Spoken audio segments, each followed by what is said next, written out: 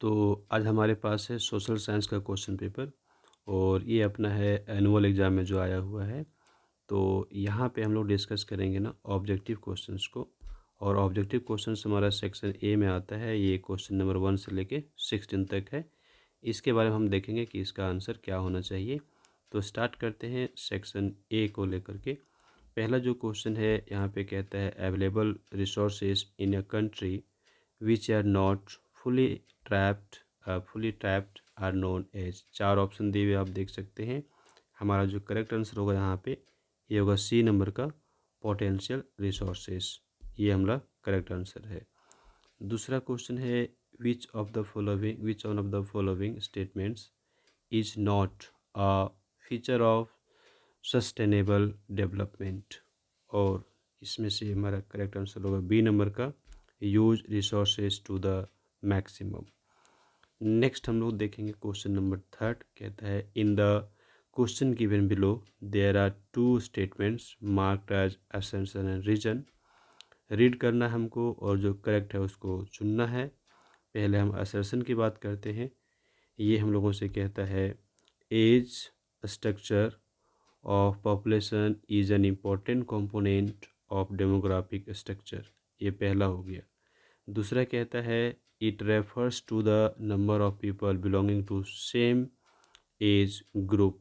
ये हम चेक करेंगे क्या हमारा दोनों यहाँ पे ट्रू है, असर्शन ट्रू है, रीजन ट्रू है, या फिर ये फॉल्स है, या फिर ये ट्रू है। तो सबसे पहले हम देखेंगे असर्शन को लेकर के। ये हमारा ट्रू स्टेटमेंट हो रहा है, असर्शन इज ट्रू।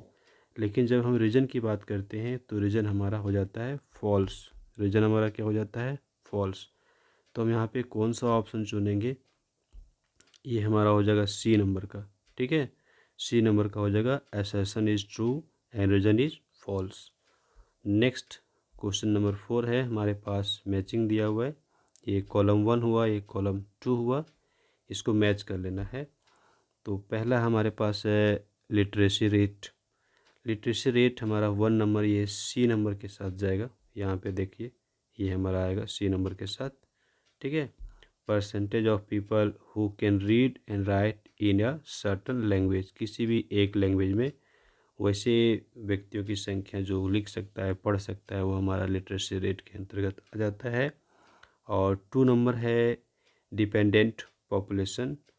तो डिपेंडेंट पॉपुलेशन में हमारा आएगा डी नंबर का, ये वाला जो ऑप्शन है, children below 15 years of age and adults above 59 years of age. चूँकि उसके पहले जो होता है बिलो 15 ईयर्स बच्चे अपने माता पिता के ऊपर डिपेंड करते हैं।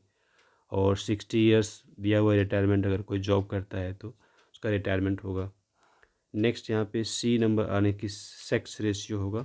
ये बिल्कुल ईजी है, इसको हम फर्स्ट के साथ मैच करेंगे, नंबर ऑफ फीमेल्स पर 1000 ऑफ मेल्स। और एक और बच गया है, ऑब्वियस है कि आपका जाने वाला है बी नंबर के साथ। तो यही ऑप्शन हमको कहाँ पे मिल जाता है? 1C2D, 1C2D and 3A, 1C2D and 3A।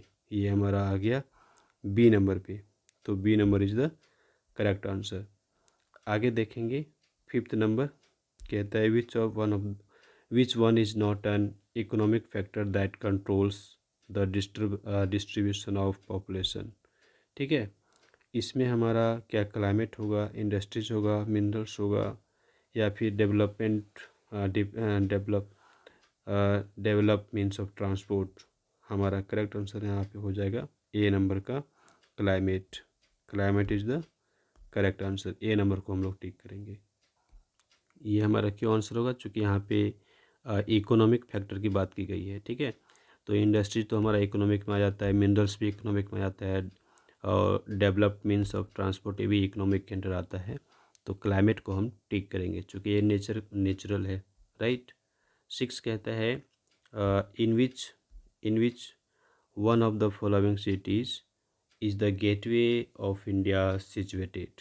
Very easy, इसको हम जानते हैं, ये हमारा मुंबई में होने वाला है और ये बी नंबर पे दिया हुआ है। कहता है next 7 number which of the following facts are correct. कौन करेक्ट है? About the biggest museum related to Gandhi ji.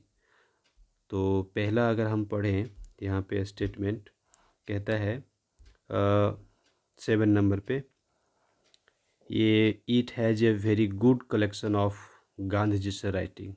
Yes, ये तो आपका ट्रू हो जाएगा। करेक्ट की बात कहा गया है तो ये हमारा करेक्ट होगा, इसको हम टिक कर लेते हैं। ठीक है।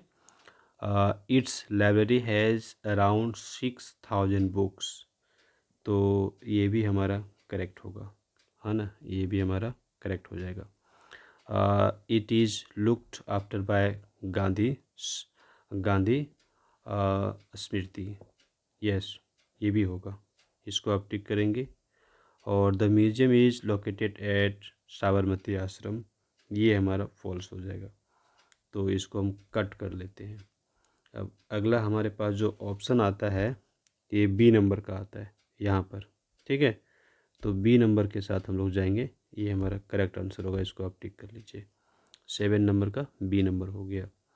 और 8 नंबर कहता है identify the language in which newspaper Kesari was originally published, और केसरी जो हमारा पब्लिश्ड हुआ था वो था मराठी, तो ये डी नंबर पे है।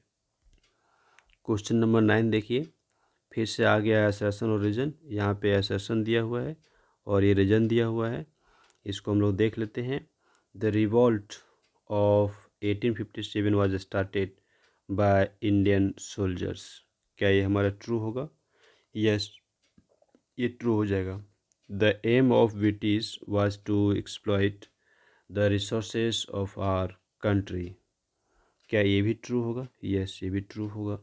लेकिन क्या एक्सप्लेन करता है असर्शन को? नहीं, असर्शन को एक्सप्लेन नहीं करता है, तो हम इसको टिक कर लेंगे। हमारा जो ऑप्शन बी है ये हमारा करेक्ट हो जाएगा।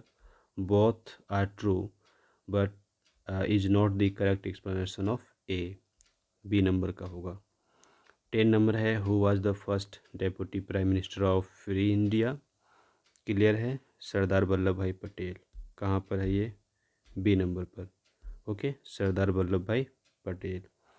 11th कहता है which statement is not true about the Indian Independence Act 1947, तो यहाँ पे 11 नंबर पे हमारा जो करेक्ट होगा ये होगा डी नंबर का, only India become member of British Commonwealth, इसको हम टिक करेंगे, डी नंबर।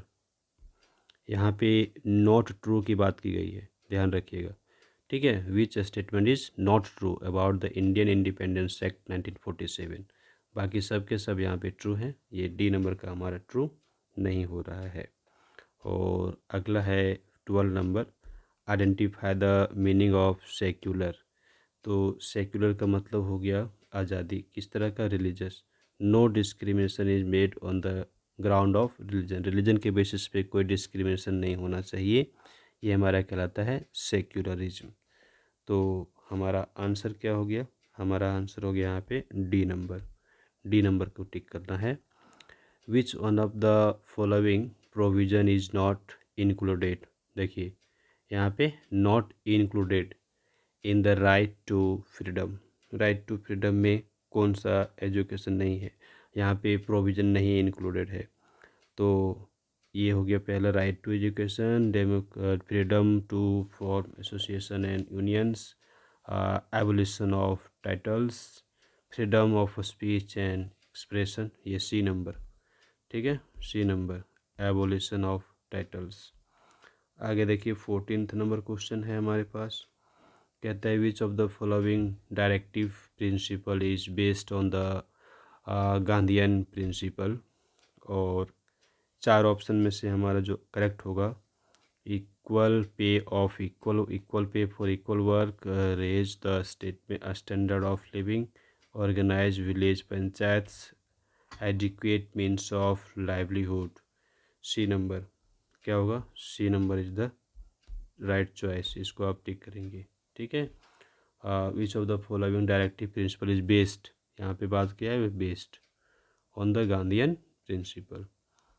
चलिए 15 नंबर को देखते हैं।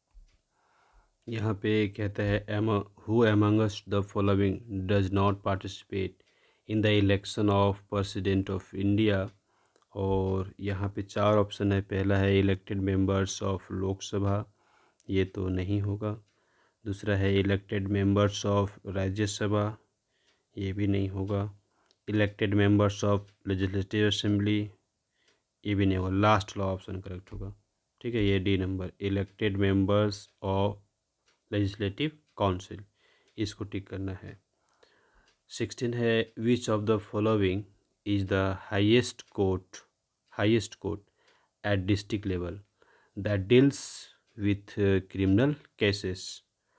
तो हाईएस्ट लेवल, डिस्ट्रिक्ट लेवल पे हाईएस्ट कोर्ट, तो यहाँ पे है कोर्ट ऑफ मुंसिफ, दूसरा है सेशन जज और metropolitan magistrate, court of commissioner. तो इसमें हम यहाँ पे टिक करेंगे बी नंबर का, सेशन जज को। ठीक है, इसको टिक करेंगे। ठीक है, तो 1 से लेके 16 तक के सारे क्वेश्चंस के आंसर देख लिए। अब सेक्शन बी है, इसको हम लोग देखेंगे नेक्स्ट वीडियो में, और इसके आगे के जो सेक्शंस है उसको भी हम लोग नेक्स्ट वीडियो में देखने वाले हैं। So thanks for watching.